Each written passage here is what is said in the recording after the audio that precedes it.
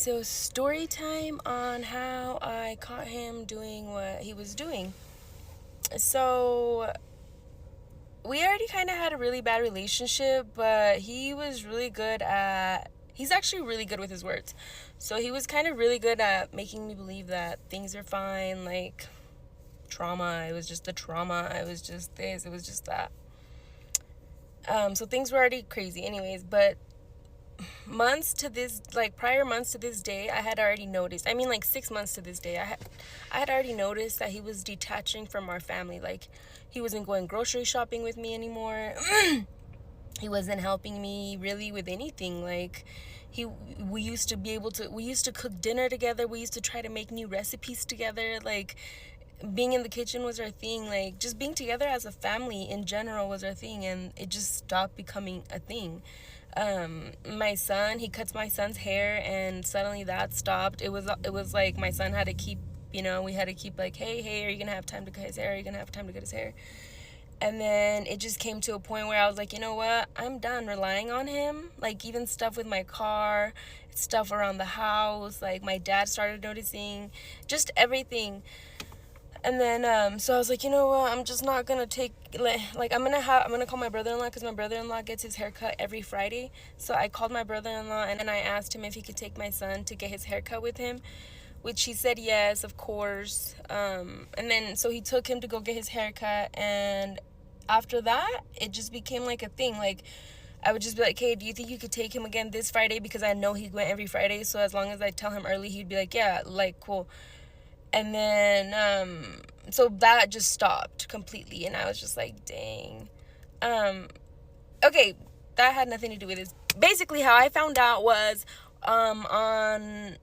one, he took his fucking phone everywhere also, like, and he was always on his phone, like, all the goddamn time. Like, oh my goodness, like, the kids would be talking to him, and he would just be on his phone. I'm like, bro, look at the kids, please, like, they are talking to you. So anyways, it was just a lot. There was so many things that got to this moment. And then, so January 1st, I wake up, and I'm gonna make my baby some breakfast, and he lays there, and he's laying there on his phone.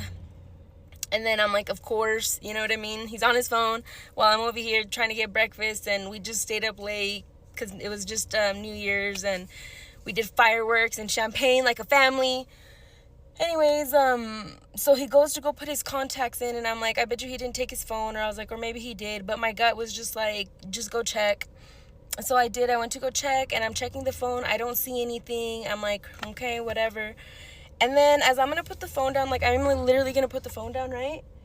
And I freaking see, like, a little message box. And I'm like, what the heck? I just checked. Like, I go back. Sure enough, it says, like, I love you the most. Like, it was some kid shit. Like, some kid shit. But, I mean, she is a young girl, so it makes sense. Anyways, I see that, and my brain is still trying to play tricks on me. My brain is like, maybe it's his cousin. No, bitch, it's not. Nope. So basically, I'm like, nope. And that's when I go run to my phone, because I'm like, one, I need to get this number, because I need to verify. I need to verify. So I get the phone, I do this, and he comes out, and he's playing with my baby, and my baby. He's playing with our baby, and I had already called this girl, and she didn't answer. So I'm like, okay, cool. And I'm like, you know what? I'm gonna just question him, because what the fuck? This is my life. This is our future. This is our life. Like, we have built so much. And I'm like, no. So I'm just like, you're talking to somebody, huh? Ignores me. I'm like, I know you're talking to somebody. And he's like, no, I'm not. I'm like, bro, I saw the messages. Like, stop fucking lying.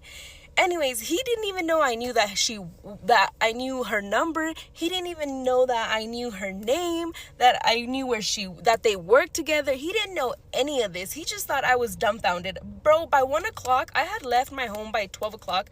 By 1 o'clock, I had already figured out all this stuff.